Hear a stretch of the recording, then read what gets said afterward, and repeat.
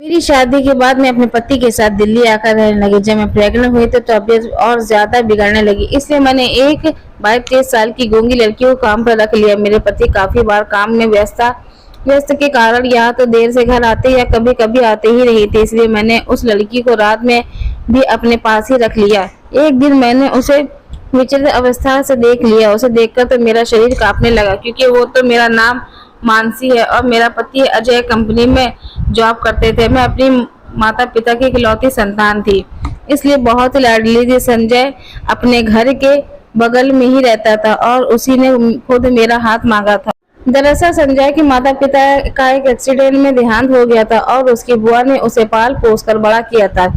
जब वो मेरा हाथ मांगने आया तो मेरी मम्मी पापा ने तुरंत हाँ कह दी और धूमधाम से हमारी शादी हुई। शादी के कुछ दिनों बाद ही मैं संजय के साथ दिल्ली रहने आ गई।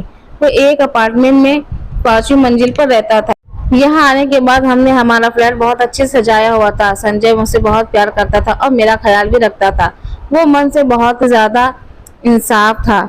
2-3 महीने में ही हंसते खेलते निकल गए। कुछ समय बाद मैं प्रेग्नेंट हुई और ये सुनकर संजय बहुत खुश हुआ।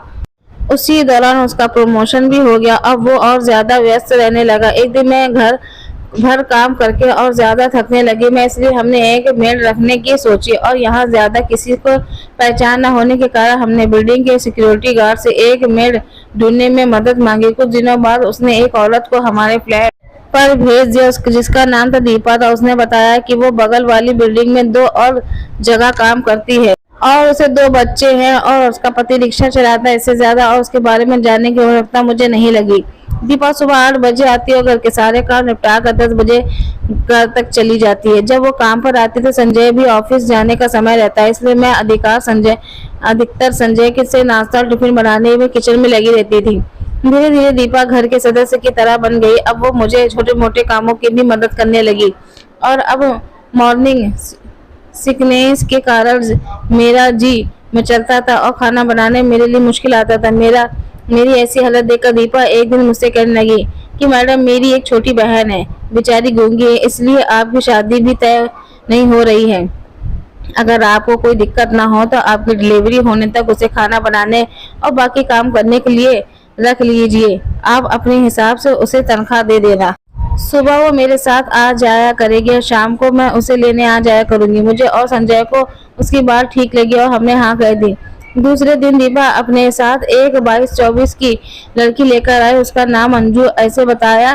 वो दिखने में बहुत सुंदर थी पर वो गूंगी थी। ऐसे बताने पर मुझे उसकी दया आने लगी। उसे देख मैं सोचती कि भगवान ने उसके साथ कितना अन्याय किया है।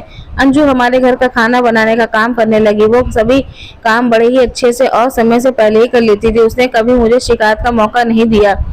मेरा भी बहुत ख्याल रखती थी और मैं और संजय उसके काम में काफी खुश थे। कभी कभी संजय को काम के सिलसिले से बाहर रुकना पड़ता था, इसलिए मैं अंजू को अपने पास ही रोक लिया करती हूँ।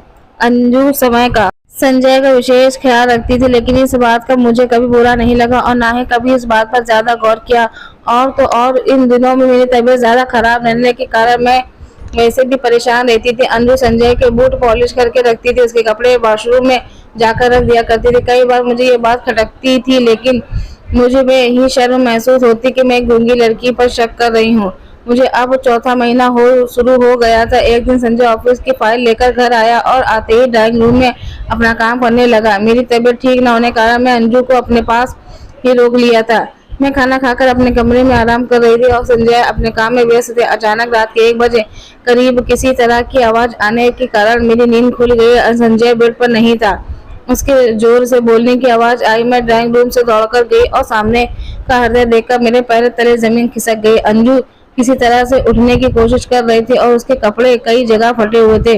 मुझे देखकर संजय बेचैन सा हो गया और उसका पक्ष रखकर कहने लगा कि मानसी, मैंने कुछ नहीं किया। ये पीछे से आकर मुझसे चिपकने लगी।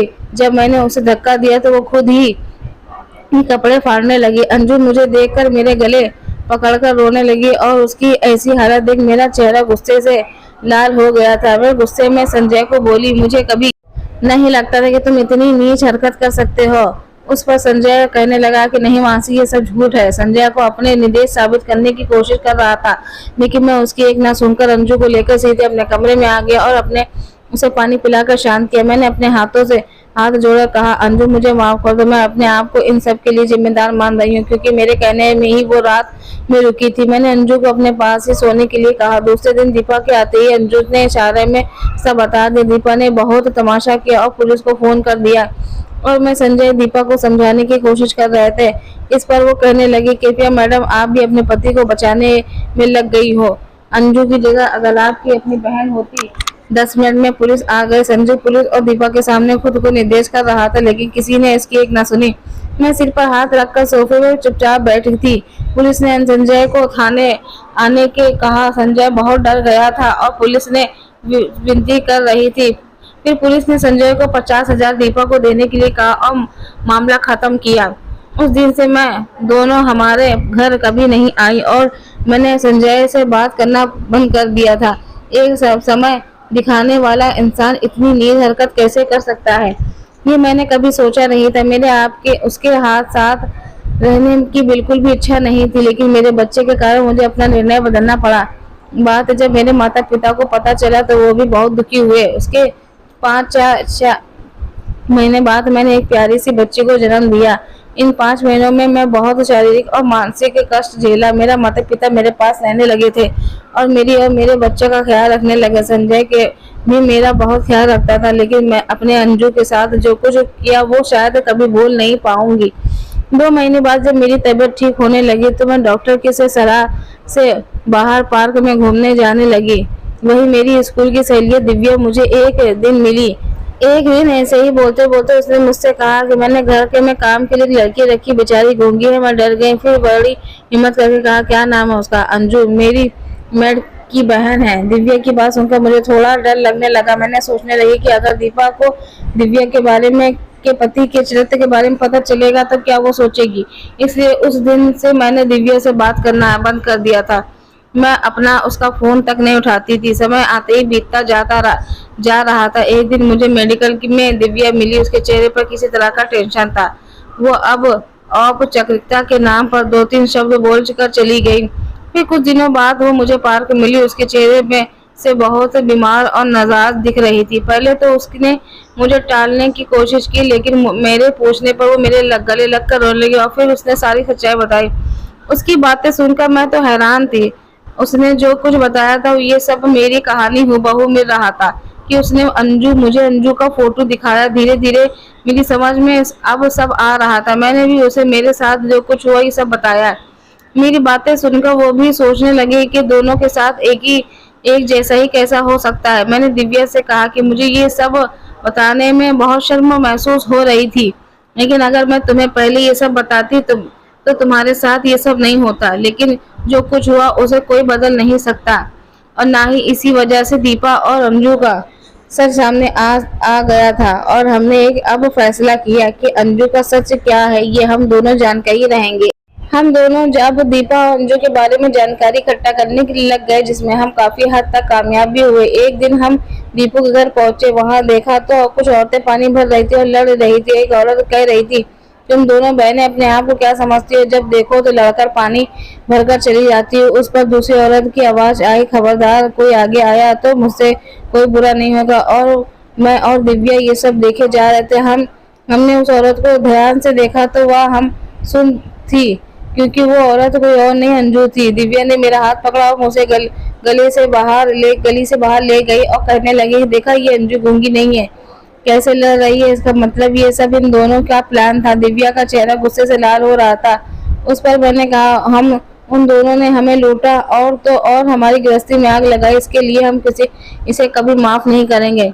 उन्होंने हमारी नजर से हमारे पति को नीचा दिखाया। आज तक मैंने संजय को माफ नहीं किया था। शादी के बाद एक लड़की को जैसा पति चाहिए होता है मुझे बिल्कुल वैसे ही पति मिला क्योंकि उसके कारण जिस समय मुझे संजय की सबसे ज्यादा जरूरत थी उसी समय इन दोनों ने उसे मुझसे दूर कर दिया। मैं उन्हें कभी माफ नहीं करूंगी। दिव्या भी कहने लगी कि तुम सही कह रही हो, मैंने भी अपने पति को बहुत तिरस्कार किया है। अच्छा हुआ कि मैं मायके नहीं गई वरना सब कुछ बर्बाद हो जाता। इन्हें सबक तो सिखाना ही पड़ेगा लेकिन कैसे? मैंने पूछा। इन्हें पुलिस के हवाले कर देते हैं। तब दिव्या ने मेरा हाथ पकड़ा, कहा कि पहले हमें इनके खिलाफ सबूत इकट्ठा करने होंगे अगर हम सीधे ही थाने पहुंचे तो ये हमें कह देंगी कि हम झूठ बोल रहे हैं और हमारे पतियों को इस मामले में फंसा देगी, और ये बात जब सबको पता चलेगी तो उसकी कितनी बदनामी होगी। हम घर चलते हैं और देखते हैं आगे क्या करना है। हम घर पहुंचे और पहले अपने पति से माफ़ी मांगी। इस बात से उनके मन में समाधान था कि हमारे मन में उनके प्रति जो गलतफहमी थी वो दूर हो गई। हम चारों ने एक मीटिंग की और निर्णय लिया कि हम पुलिस की मदद से उनकी सच्चाई बाहर लाएंगे। फिर हम सभी पुलिस स्टेशन पहुंचे और उन्हें सब कुछ बताया। पुलिस कहने लगी कि पहले यह तो पता करना होगा कि वो दोनों अब कहाँ रहती हैं। तक हकीकत करने पर पता चला कि वो दूसरे शहर में हाल में आए हुए वंसल यहाँ काम करती हैं। पुलिस ने बगल सिंबल फैमिली को सब बताया और उससे मदद करने के लिए कहा। वो दोनों पहले तो बहुत डर गए थे और कहने लगे कि हम उन्हें काम पर से निकाल देंगे, लेकिन पुलिस ने उन्हें ऐसा करने से मना कर दिया। जैसे तैसे वो राजी हुए तो हमारी मदद करने के लिए फिर पुलिस ने उसके घर छुपकर कैमरा लगा दिया और उन दोनों बहनों से वही नाटक किया जो मेरे दिव्या के साथ किया था, लेकिन इस बार उतना फर्क था कि उनकी ये करतूत कैमरे में रिकॉर्ड हो गई थी। और जो आदमी पुलिस बनकर मामला पैसे लेकर रफा दफा करने के लिए कहता वो कोई और नहीं बल्कि दीपा का पति था। पुलिस ने सबूत मिलते ही उन दोनों को गिरफ्तार कर लिया। जो रकम उन्होंने वसूल की थी वो उसे भी ले ली और उन्हें धोखाधड़ी के केस में जेल में की हवा खाने लगी। मैंने भगवान का शुक्र किया और मेरी गृहस्थी टूटने से बच गई और अब मैं जीवन में कभी अपने पति की अविश्वास नहीं दिखाऊंगी। दोस्तों, स्टोरी अच्छी लगी तो प्लीज़ लाइक, सब्सक्राइब और शेयर करिएगा। Thank you so much for watching.